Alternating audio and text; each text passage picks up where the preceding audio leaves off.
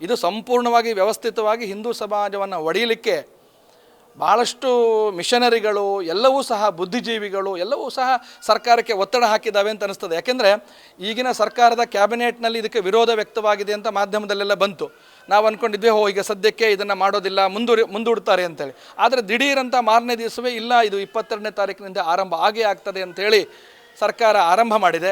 ಪ್ರಾಯಶಃ ಭಾಳಷ್ಟು ಜನ ಬುದ್ಧಿಜೀವಿಗಳು, ಎಡಪಂಥೀಯರು ಈ ಒಂದು ಸಮುದಾಯವನ್ನು ಒಡಿಬೇಕು, ಹಿಂದೂ ಸಮುದಾಯವನ್ನು ಒಡಿಲೇಬೇಕು ಅಂಥೇಳಿ ಒಂದು ದೃಢ ಸಂಕಲ್ಪವನ್ನು ಮಾಡಿ ಸರ್ಕಾರದ ಮೇಲೆ ಒತ್ತಡ ಹಾಕಿರ್ತಕ್ಕಂಥ ಒಂದು ಸಂಶಯ ಎಲ್ಲರಲ್ಲೂ ಕಾಡ್ತಾ ಇದೆ. ಈ ಸಂದರ್ಭದಲ್ಲಿ ಹಿಂದೂ ಸಂಪ್ರದಾಯ ನಮ್ಮ ಭಾರತದ ಮೂಲವೇ ಹಿಂದೂ ಸಂಪ್ರದಾಯ, ಹಿಂದೂ ಧರ್ಮವೇ ಭಾರತ.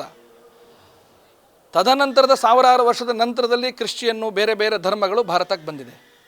ಅದು ಎಲ್ಲಿಂದ ನಮ್ಮ ಬ್ರಾಹ್ಮಣರು ಕ್ರಿಶ್ಚಿಯನ್ ಆಗಲಿಕ್ಕೆ ಸಾಧ್ಯ, ಕ್ರಿಶ್ಚಿಯನ್ ಬ್ರಾಹ್ಮಣರಾಗಲಿಕ್ಕೆ ಸಾಧ್ಯ, ಅಥವಾ ಮತಾಂತರ ಆಗಲಿಕ್ಕೆ ಸಂವಿಧಾನದಲ್ಲಿ ವ್ಯವಸ್ಥೆಯಲ್ಲಿ ಹಕ್ಕಿದೆ ಅಂತ ಹೇಳಿದರೆ, ಯಾವುದೋ ಒಂದು ಜಾತಿಯವರು ಕ್ರಿಶ್ಚಿಯನ್ ಆಗಿ ಕನ್ವರ್ಟ್ ಆಗಿದ್ದರೆ ಅವ್ರನ್ನ ಕ್ರಿಶ್ಚಿಯನ್ರಂತಲ್ಲಿ ನೇರವಾಗಿ ಕರೀಲಿ, ಅವ್ರನ್ನ ಬ್ರಾಹ್ಮಣ ಕ್ರಿಶ್ಚಿಯನ್ ಅಂತ ಯಾಕೆ ಕರಿಬೇಕು?